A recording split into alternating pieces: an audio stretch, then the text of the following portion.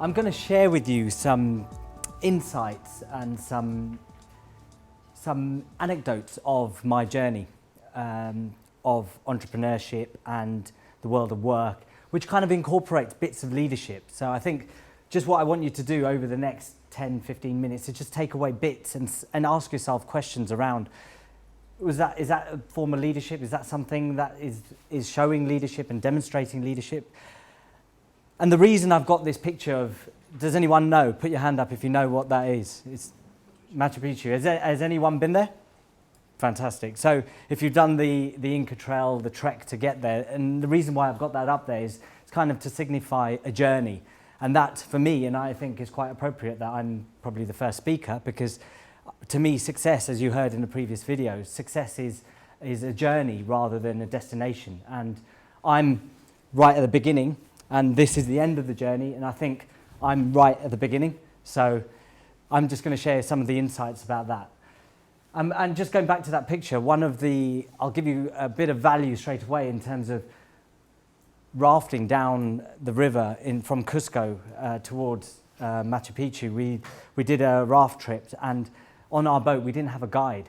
They ran out of guides. The guide was ill that morning, and somebody had to take lead of the boat.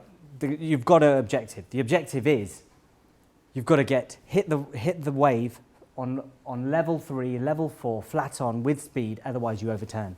And that's scary. Sharp rocks, you don't know what's going to happen. So I decided at that spur of the moment, look, there's 6 of us on this raft. Let's take the lead. I am going to take the lead and say, look, get your oars, dig in.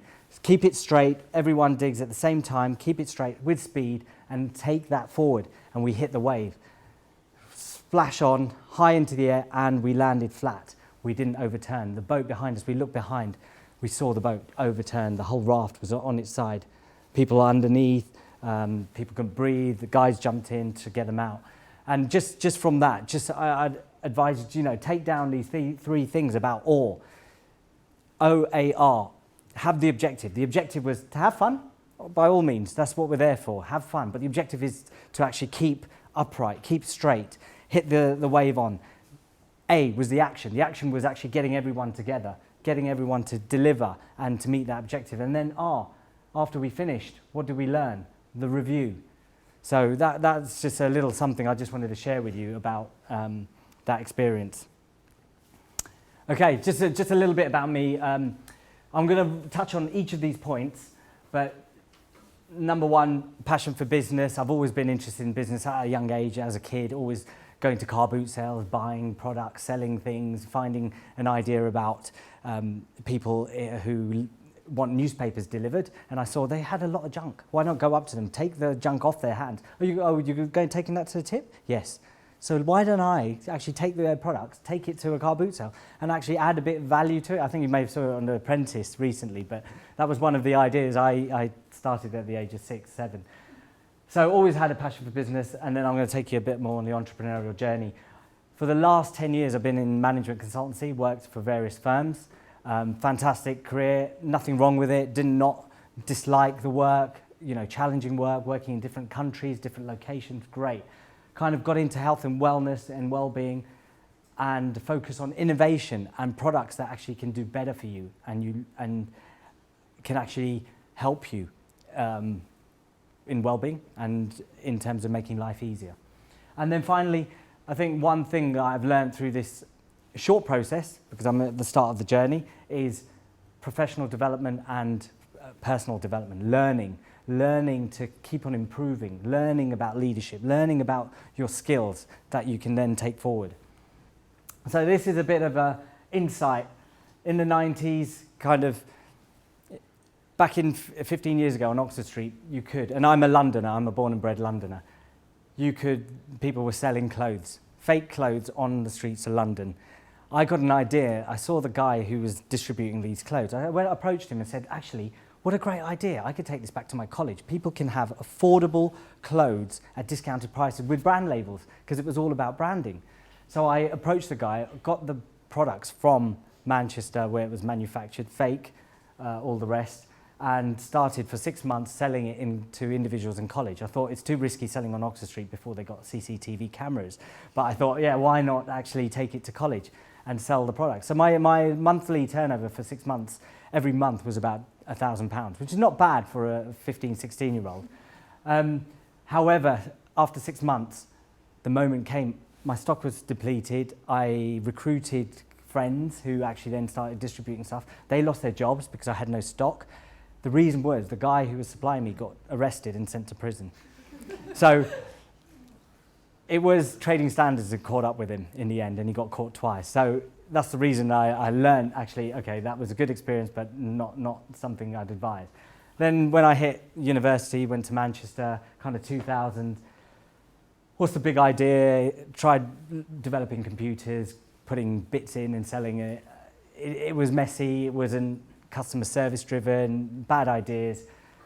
Good experience and challenging when customers shouting at you, screaming down the phone, look, why is my computer not working? This wire's out. It was a challenging time, and especially when you're studying and trying to create things at the same time. And then moving on to the realization point. This was 2007. So been in consulting probably 8 years.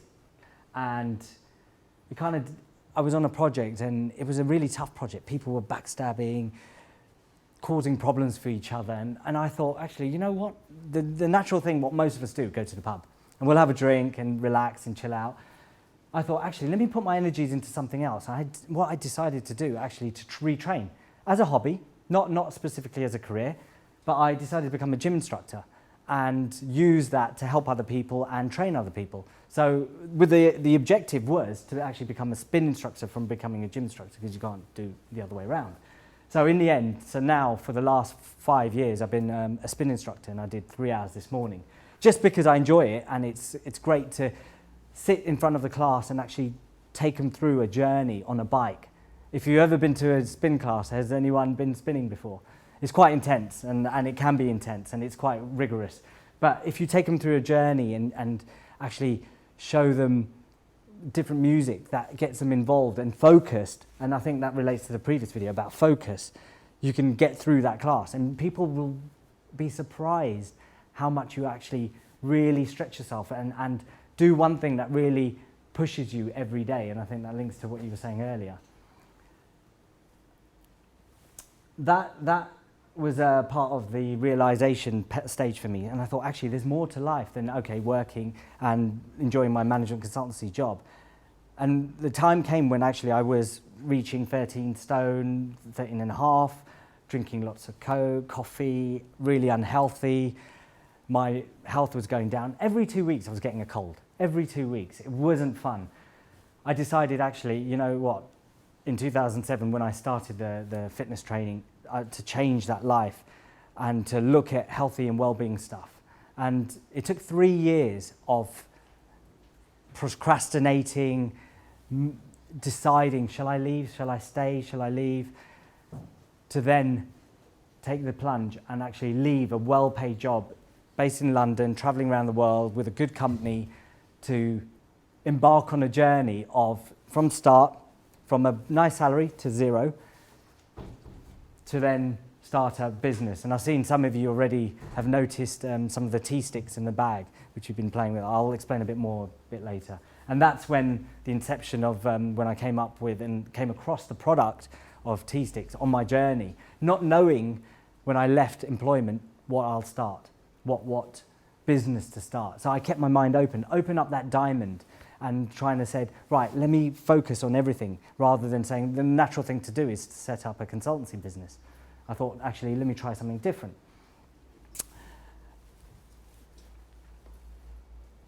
So that kind of brought me into identifying, going traveling to different exhibitions, different places of work, different trade shows in Geneva, Germany. I traveled to Latin America just to get ideas, not just to have a holiday. And I decided, actually, what's healthy than tea? And I thought tea is a great product. It's healthy. It's got rich in antioxidants. And I think the products you've got in front of you are green tea and rooibos, which are higher in antioxidants. And something that's completely innovative, but challenging the norm of current tea bags. My objective is trying to eradicate tea bags, the mess of tea bags, and actually have something different. So I'll come on to the business in a bit later, but I want to just explain one thing. What I was doing as a consultant was I was doing the same thing again and again, obviously with different clients and stuff, expecting different results. I wanted to feel differently. I wanted to be in a different place. And actually, Albert Einstein's quote really resonated with me around doing the same thing over and over again, expecting different results. Does that kind of reflect in, you do the same thing, but actually nothing's changing. And leadership's all around change and trying to make a difference. So, what makes a successful entrepreneur? So I wanted to be that entrepreneur and start that journey. Is it ideas, energy, momentum, drive, passion? Are you influencing people? Are you motivating it? Key attributes of leadership as well. So, and you'll see leadership is there as one of the attributes of becoming an entrepreneur. And I wanted to, first of all, open that diamond and learn, because I wasn't one. And what I really got from most of it, if you never give up, you'll never fail. And I'm not saying it's been easy. Some mornings you wake up and you just, have I done the right thing? Have I really done the right thing? I've left a job which is paying good money, paying my mortgage, paying my rent, paying my bills, to actually zero. And that's quite powerful and painful, but that quote, and by me exploring and meeting successful entrepreneurs, and again, success is a subjective term, but if you never give up, you'll never fail. And I think that's something leaders do, because they've got to keep going. Now, the reason I've got these pictures here is not because, I want to show off and say, I met these people, but it's more about what I wanted to do was get into the psyche of these people, understand what makes them tick. They may be from different backgrounds, you recognize Richard Branson. I wanted to understand actually what drives him, what actually gets him up in the morning and keeps him going, because not many people know of his 500 failed companies, and they're there. So, and the other guys, if anyone knows, Cobra beer, Lord Billamoria, he invented the Cobra beer with less gas, and that was his objective, to get a less fizzy beer to have with a curry. Great concept. And James Caan I actually pitched to, which I'll explain a bit later, recently, but not about my tea product, about something else. Not for investment, but for his company. And Lara Morgan, who actually is in kind of the same space I'm in hospitality, but she set up a business that provides all the little soaps and stuff to all the hotels around the world. And Karen Darby, Simply Switch.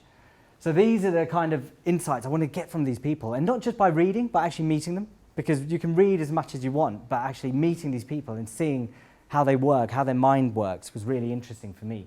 So a bit more about the company. I set up Innovation Limited, which is we identify innovative products and we distribute to new markets. So we're passionate about the products that add value. So can it add a different value? Is it different? Does it solve a problem for customers? And that's kind of from my bio, is I'm the head of royalteastick.co.uk. Now the product is a simple product. It's basically tea in a stick. So it's not a sachet, it's not something you rip, it's actually you stir and you control the own strength. And to literally take it out, there's no drips and mess. There's a video on the website, but I didn't want to put it on. So that's the concept. So please don't try and rip it. You probably can't rip it anyway. And what it gets away from is the mess of tea bags and in the bowl. So it's kind of a cleaner, fresher feel. And I just want to kind of go into one last thing around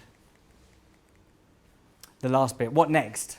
So for me, I'm trying to grow this business, meet hospitality industry, catering, those type of customers before launching it more widespread. It might not be the right product, hence I said I'm at the beginning of the journey. I'm learning all the time. It's been quite intense. And I'm, in terms of leadership, I'm now the business director, nominated this year for the Junior Chamber of Commerce. So this is an organisation where you're voluntary and you help grow or set up business events like yourselves doing. We're doing a TEDx at the end of the year. And I thought to myself, actually, this is a way of personal development. When I mentioned that earlier, this is personal development, professional development. I'm also a member of Toastmasters in terms of leadership skills and becoming that better leader, because there's a manual within that. So those are kind of insights that worth definitely considering if you want to develop your leadership skills. Because I could talk to you about innate ability, nurture, nature versus nurture, nature. Is it something you're born with? I think it's a bit of both. I think you still need to learn. I still think you need to professionally develop, and there's things you can learn all the time. And that journey at the end is probably death for me. It's not end point at the age of 60. I think you never stop learning. And I just want to leave you with 3 key things around leadership is from that journey I've been on is, number 1, follow your passions, follow your desires, because if you're not going to follow that, you're probably not going to succeed, to be honest. Secondly, go with your instinct. My journey I've not even been trading a year, it's been less than a year, and I've been partnered with somebody else who went behind my back, and you learn these hard lessons, and that is tough. That is tough, and it really gets you down, but you've got to pick yourself up and keep pushing on, and I think that's really important. And then final lesson is, do your research, use your knowledge and use your, not just instinct, but use your knowledge and insight and experience to see if the opportunity is viable, because it might not be viable. And those 3 combined would help actually push you forward. It might not succeed, but that's part of the learning process. Don't see it as a failure. And finally, I just want to give you a little present, which is something I worked with a couple of guys from my previous employment in consulting, and we set up a tool that does, a free tool. Make a note of this URL, please, because it's worth signing up. Sign up to this product. It's a free tool, but I've got all your email addresses. Lisa's kindly provided it, but I'm going to send you a leadership assessment I developed for myself and for others to just understand where the gaps are within your leadership. So it's a gap analysis tool. So it's like a survey, like SurveyMonkey, but it compares 2 elements: where you are, where you need to be. Where you are now, where do you need to be? So where I am now, where I need to be is completely poles apart, but it's part of the journey. So take down that URL. I'll email you all the assessment, and this is an example of what you get as a result of filling out the assessment. It's literally on a scale of 1 to 5, where do you feel? And you get this. So it kind of covers the key areas around leadership. And I think send it to your friends, use it as you will, and use it as a benchmarking tool for the future, something that you can use. And finally, I just want to leave you with a quote from Gandhi. Be the change you want to see in the world, and that will be your journey, start of your journey. Thank you very much.